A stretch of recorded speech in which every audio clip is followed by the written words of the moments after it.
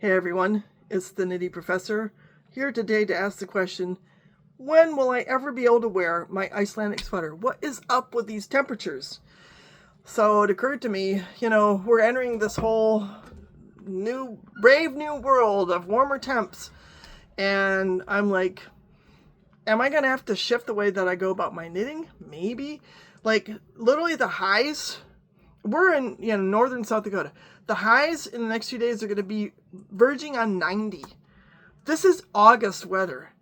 We're supposed to have highs around 60. In fact, even in September, the highs should be in the mid 70s. And here we are in the 90s. We're trying to figure out how much air conditioning are we going to continue to need to run. It's just crazy. So I've just been kind of scratching my head. It's like, I love wearing these babies, and I have several Icelandic sweaters that I've made with Lopi yarn. I mean, this stuff is it's great for cold weather. Although the other thought that I had was that, well, maybe I won't have to buy coats anymore. This will be my coat, right? When it's 30 outside, and that's like the high on January 3rd or whatever, instead of minus 10, I might just, a t-shirt and this. It'll be all I need with maybe a hat. So I don't know, you start thinking, it's like, things are definitely changing. I mean, 90 in October in South Dakota, that's not normal, y'all. That is not normal. And I'm just curious, like, where you are. Maybe you're abnormally cold. I don't know. But global warming is here, folks. And I think it's going to affect my knitting. So I'm just trying to kind of regroup just a little bit, mentally. It's like, well, take the example. I showed y'all a few days ago, I showed you this beautiful Federbrook Farm yarn that I have. And I knit this sweater, which I confess is a little bit big, but I was able to felt it a hair and shrink it, and it's beautiful, right? But the whole thing from top to bottom is color work, so it's all stranded color work. Everything inside of this baby is 2 layers of yarn, and so I was like, well, okay, maybe I won't do that when I get this yarn out. Maybe I will. And I figured out my new calculations. Gotta keep that handy so I don't lose it. But maybe so one of you, and I mentioned this too in that more recent video about my mistakes. Oh, I did that one in German. Oh, sorry. I forget sometimes. I did a German video about Fehler beim Stricken, my mistakes in knitting, but some of y'all listen to both, so you know what I'm talking about. But in any case, I got this yarn out. I could redo it maybe in English. And this is it's Federbrook Farm. Some of you might be familiar. If you are, shout out, let us know how it worked. And oh, it's just buttery soft. This BFL, it's all BFL. I've got this color, I've got this blue. And that's right, I did that whole video in German. Forget sometimes. I'm so confused. I'm like, I listen to podcasts in French, and I'm talking German and reading Braille. It's just confusing. But are these colors gorgeous? I just love it. So, now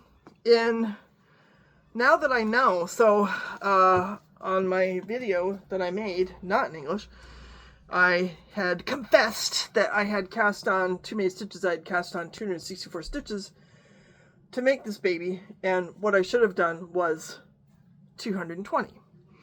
But now I'm thinking that I might just do a colorwork yoke when I get out this new yarn and make another Federbrook Farm sweater. Plus, some kind person on a previous video, it's one of the things I love about doing these videos, recommended, and that was with regard to my hand spun, like how should I organize that yarn when I'm making a sweater out of it, because it's like slightly different textures, slightly different weights.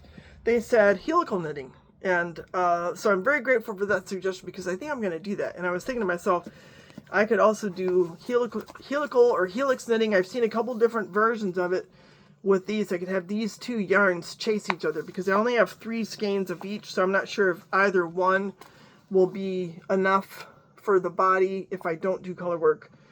And then move to a yoke, and I've got this purple here that could blend with it, So right now I'm kind of, I don't know, I'm kind of dying to use this yarn again. It was just so fun to knit with, and even though I got carried away and I made the previous sweater a little big, I really want to work with it again just because I love feeling it in my hand. But yeah, I may not do color work all the way up.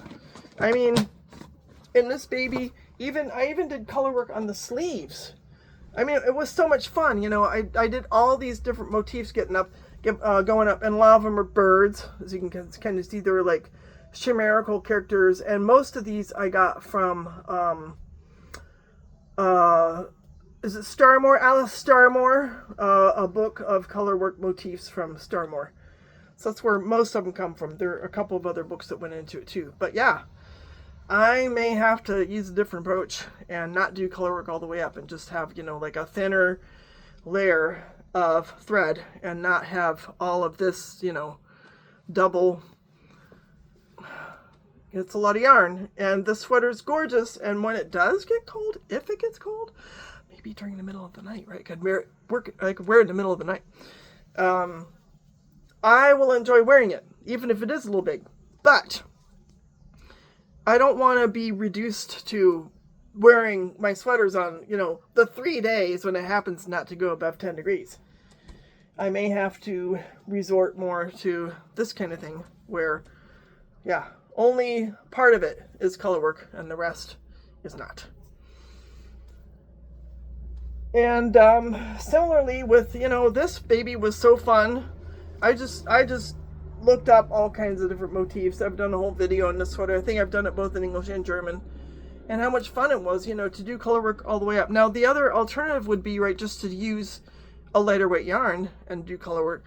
It's a lot of work. So even this is worsted weight. And it was a lot of knitting. It was truly a labor of love. But if I did like a sport weight yarn, it'd be twice as much knitting.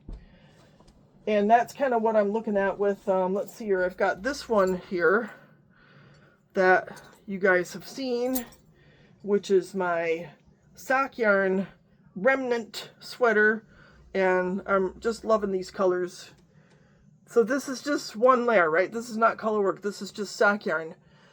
And I do plan to do a yoke, and again, I can't remember if I talked about this in English or German. So anyhow, I remember from my German audience giving me awesome selection ideas about doing dolphins on the top, because they're like, it looks like water, which is kind of true. You know, it's like a fantasy kind of undersea environment, and seahorses would be cool. Actually, I think I have seahorse patterns that I could grab. I don't know, I should get bolder. I should like make my own little graphed out patterns. I've got some books that sort of inspiration for that, but I'm a little bit I don't know, my creative juices sort of go into my writing, and then when I knit, I'm like, what can I do to take my mind off, you know? But I think I'll do a color work yoke on this, but this is kind of a good example, right? Because this is just sock yarn.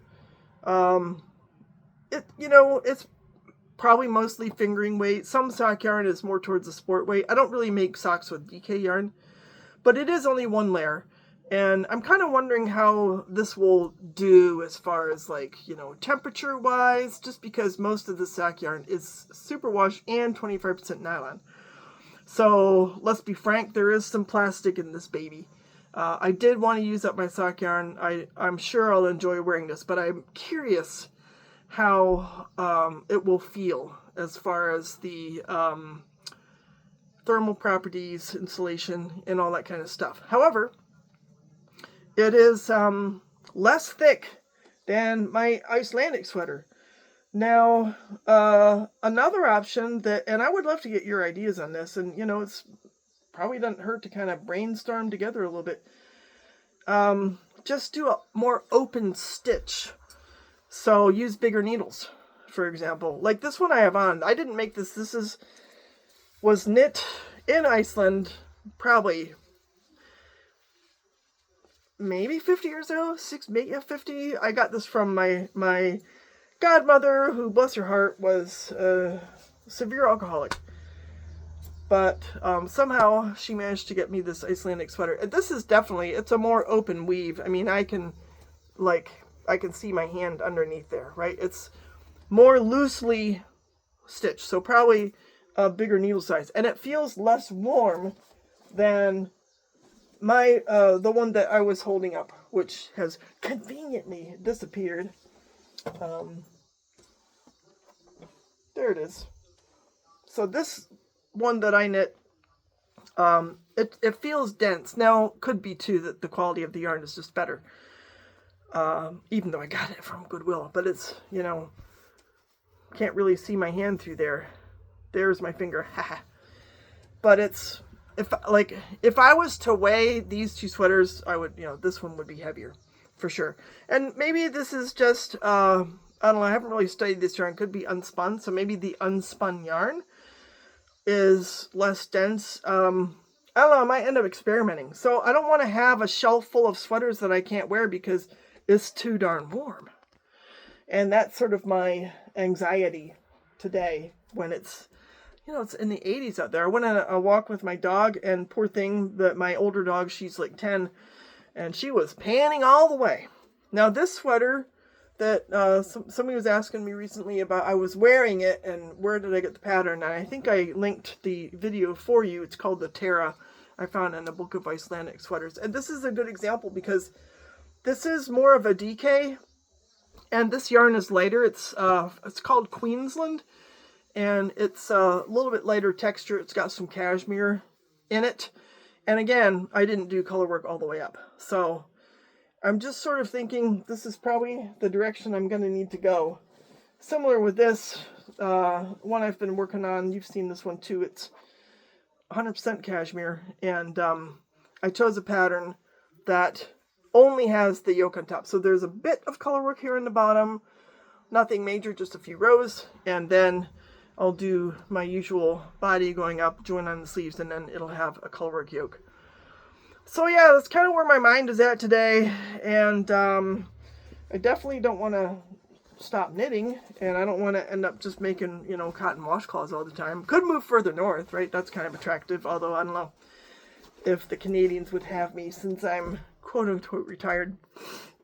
But I'd be curious if, you know, if you ever think about this and how, you know, how your knitting might have to change based on, well, the weather is getting warmer. Now, some of you probably already live in a warm climate. You knit and you live in Texas, or you knit and you live in Florida, or you knit and you live in Puerto Rico or something like that. I'd be really curious to know your experience when you're able to enjoy particularly wool.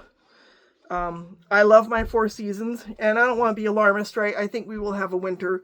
What happens is it gets shorter, and we do get those. I understand that the polar vortices, the vortex, it gets disrupted. The whole Gulf Stream just doesn't operate anymore the way that it used to, and therefore we get these polar vortex events that, you know, cold weather will come down like a tongue over our area and just hang out there for 10 days. So there will definitely be a place for my warmer sweaters, but I do feel like as far as the proportions of more lightweight versus heavier weight sweaters in my wardrobe, that it's going to have to shift a little bit.